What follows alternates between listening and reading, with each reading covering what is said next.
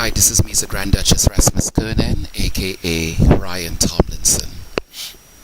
I want to give you a little bit of history of my past. My highest rank in the army was captain, and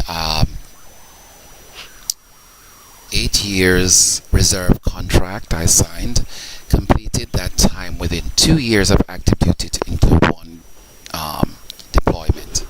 Upon coming back from that deployment, I received no rest, no vacation. I was told to proceed to the floor, and I worked till my next duty station, South Korea.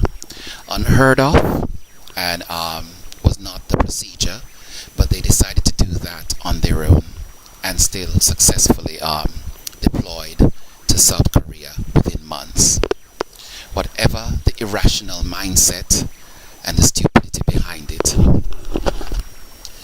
I made a claim today for the leave that was taken away from me. It was irresponsible, unjust. In that time, trying to contest that leave before, getting some leave before I left for South Korea, I went to that company command at Fort Bliss, and they were all disappeared. There was not one person to advocate my case. And so it is, I'm here now after South Korea. Nobody to advocate or to lean on. It has been one hodgepodge of a mess.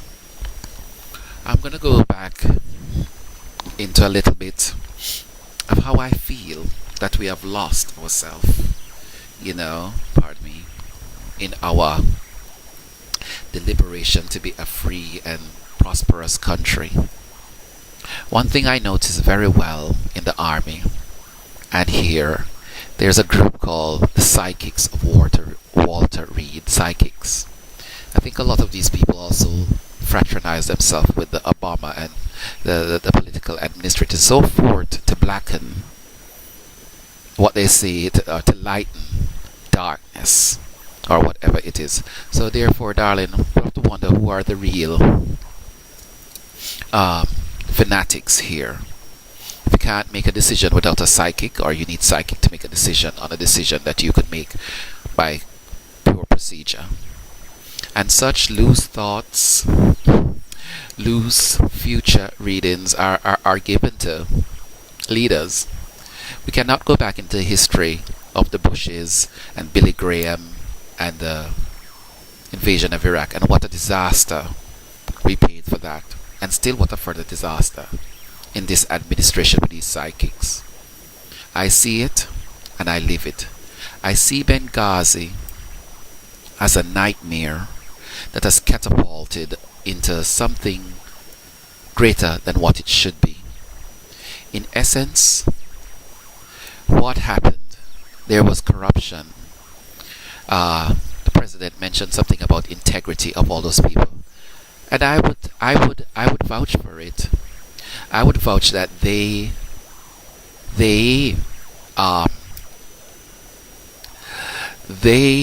integrity is a point of question.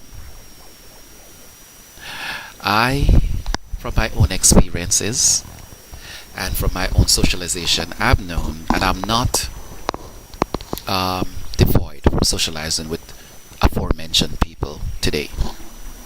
But I want to reiterate, when there is wrongdoing, if one of us stand up and say, this is unreasonable, irregardless of your psychic, it's irrational, because this person is a human being. Therefore, we would not have this mess called Benghazi today. But when billions of dollars are embezzled, there's always a scapegoat. Notice that these terrorists knew exactly where they were going. I realized something in South Korea, that there were communication cells.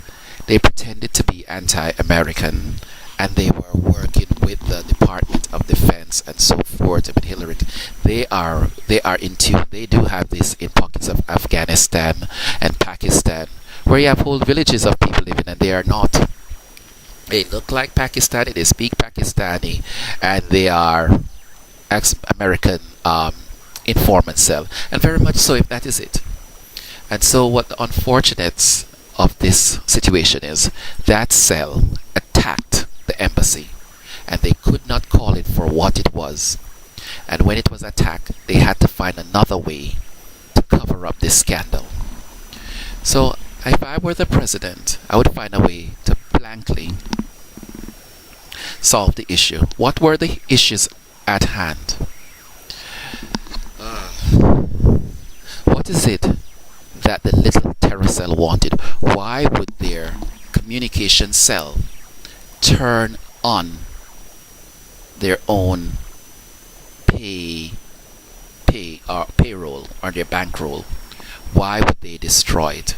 It was for a reason. In my own situation, why would I have a Google blog that is censored and suspended and hijacked by members of the military and so forth? Why would that happen? Why would my Facebook be erased, my poetry stolen and published under other people's name? Why is it that I can't find proper justice? Why? Darling, when you have lived a certain life and you have given your life to honesty and to the purity of your mind and to the thought and for the decency and justice of humanity itself, you can only hope that those standing beside you can support the truth itself. Because a lot of times, darling, audience, the truth cannot be supported because of status, position, children and families. A lot of us choose to live comfortably and unarmed. But I defend the truth. I defend the truth of my life from beginning to end. I have lost a lot, but I have gained one thing, that a leader is just a leader. Respect is the greatest thing that you could ask somebody to give you or you could get from somebody else, because it shows your integrity. Your integrity as a leader is the best thing that anyone should be able to vouch on. Colin Powell was Secretary of Defense or whatever he was. His integrity, they said, was at question, and so forth and so forth and so on. Then what does it lead us? What does it lead us? Where does that lead us to? How do we recuperate from our own mistakes? Is it as simple as saying, I'm sorry, this was ineffectually done, and so therefore we can adapt and change and grow, instead of spending billions of dollars again? How much did they get from Benghazi? $1.3 trillion on censored money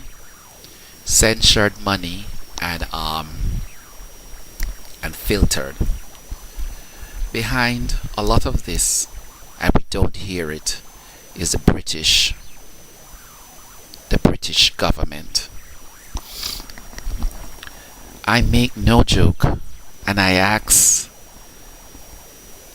for no support. But what I do know, there is a certain justice that is leveled upon certain people in the democratic administration.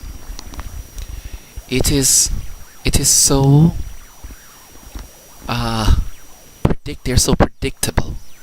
Isn't it funny, when they have the White House for 2 years, they always descend and tumble on themselves.